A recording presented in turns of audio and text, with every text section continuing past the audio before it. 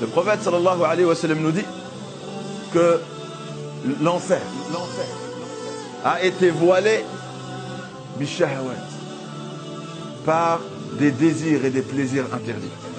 Wa hujibatil jannatu bil makarih. Et le paradis a été voilé par des actions que notre nefs n'aime pas, repousse, déteste souvent. Il a été rapporté que quand Allah Azza wa Jalla a créé le paradis, il a demandé à Jibril alayhi salam d'aller voir le paradis.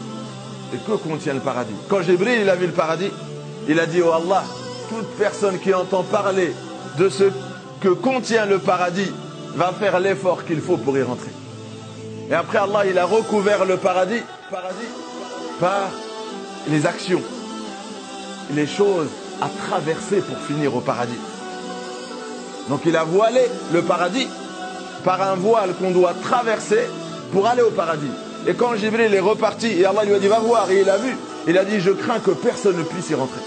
Quand il a vu le prix à payer, ce qu'il fallait traverser pour finir au paradis, Jibril alayhi salam, il a dit: je crains que personne ne puisse y rentrer. Après Allah, il a créé l'enfer, il a dit: Jibril, va voir l'enfer. Et quand Jibril a vu l'enfer, il a dit: oh Allah, personne qui entendra parler de ce monde et ce que contient ce monde va l'éviter. Et après Allah, il a voilé l'enfer du shahawat, avec un voile qui sont les plaisirs et les désirs que Allah nous a interdits.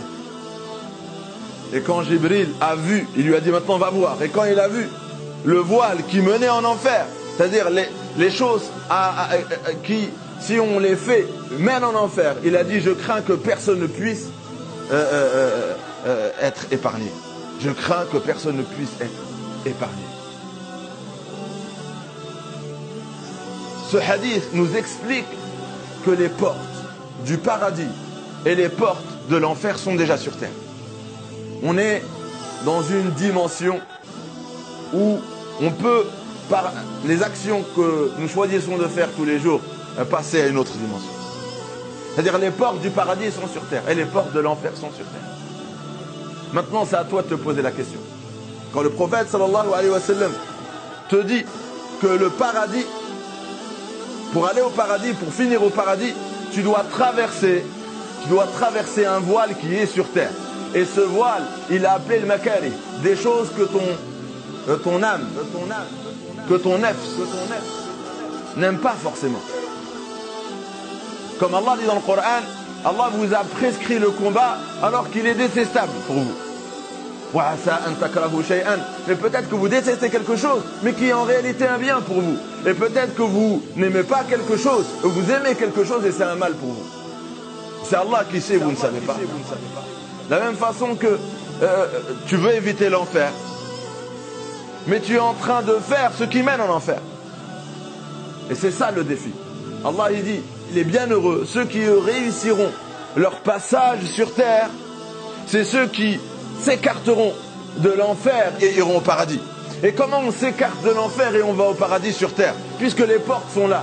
S'écarter, c'est s'écarter de l'enfer. C'est s'écarter des portes de l'enfer. Et les portes de l'enfer, ce sont des actions que peut-être on fait encore aujourd'hui. Il faut fermer toutes les portes de l'enfer.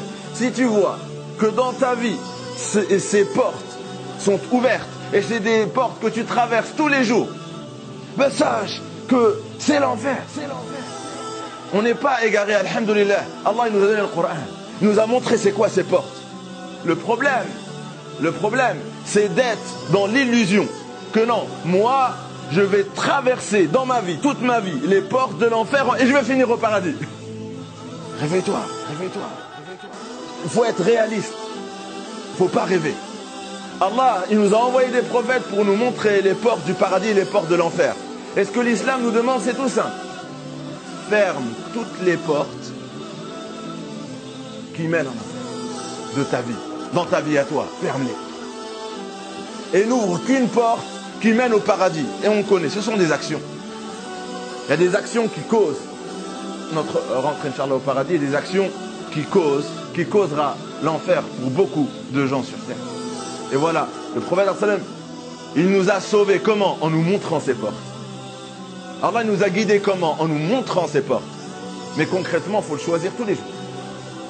Et l'infaq en fait partie. Quand Allah il nous demande de donner, Allah il témoigne dans le Coran qu'on est attaché au trésor de ce bas monde, au monde matériel. Mais Allah il nous dit quoi? Il sait qu'on est attaché, il sait que ça ne nous plaît pas. Il nous dit wa huwa kurhun lakum, je sais que c'est détestable, mais je vous appelle à le faire. C'est le prix à payer pour aller au paradis. Ala inna sil'ata Allahi ghaliya. Le paradis, c'est le prix qu'Allah t'offre. Il est très précieux, il coûte cher. Il faut le payer sur terre. Et le trésor qu'Allah nous réserve, c'est le paradis. Et de toute façon, vous savez que tout ce qu'Allah nous demande face à la récompense qui nous attend est très accessible.